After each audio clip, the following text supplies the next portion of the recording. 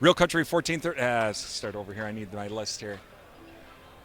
Real Country 1430 AM and 107.3 FM WRDN. Brian Winnekins at Commodity Classic. Thank you to our broadcast sponsors, including Compeer Financial, with locations in Mondovi, Arcadia, and Baldwin. La Crosse Seed Company, also Annabis Silo of Durand, the Animal Wellness Center of Buffalo Valley, and Safe Forth Auction Services of Mondovi.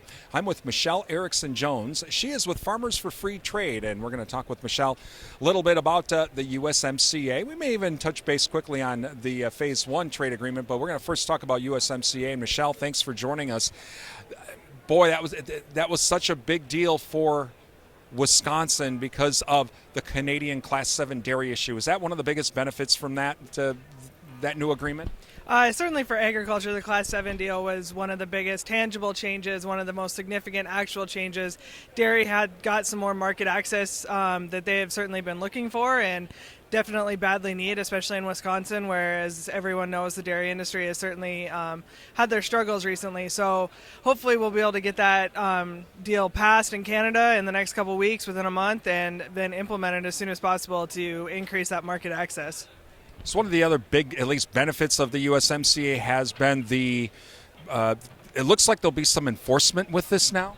Yeah, there's certainly a couple different enforcement titles, and that's certainly important to make sure that any trade deal is enforceable and that it can be that each country will uphold their end of the deal.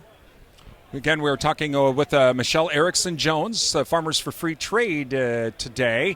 And Michelle, this last couple of years has been very difficult for farmers because of all of the trade wars. Oh, it's certainly been really difficult for farmers. I'm a producer myself out of Montana, and it has been exceptionally difficult for us. And, we've seen it in Wisconsin with the rise in farm bankruptcies, and it's certainly a difficult time in agriculture. And hopefully as we get these trade deals implemented, USMCA, hopefully we'll see results out of the China deal, that we can make some improvements in our market access and expand some of our trade opportunities, and hopefully as a result the prices.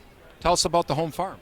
I'm a fourth-generation farmer out of Montana. Wheat is our biggest commodity, and we have multiple other crops as well, and we certainly depend on trade just as much as Wisconsin does. 75% of our wheat is exported. So who are your top customers? Our top customer out of Montana specifically is Japan. The U.S. overall is Mexico, so Mexico or USMCA was just as critical of a deal for wheat farmers as well. You mentioned Japan. Now we're kind of working on a bilateral trade agreement with Japan. Does everyone still feel a little bit of a missed opportunity with leaving the Trans-Pacific Partnership? Oh, certainly. That was a huge missed opportunity. It was more countries than just Japan. There was 11 other countries, including some big emerging markets such as Vietnam, but we were happy to get a mini deal with Japan, at least fix some of the tariff barriers, and we're certainly looking forward to them negotiating a full bilateral deal because there was issues for agriculture that weren't addressed in Phase 1 that will certainly need to be addressed in Phase 2.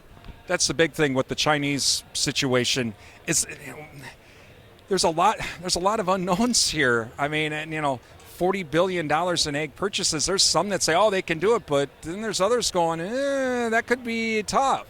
It certainly will be a stretch goal. I think they can do it now with coronavirus causing issues and without substantial purchases that are even happening now since the deal has been implemented for a couple of weeks. It certainly makes it more and more questionable whether or not they'll be able to do it.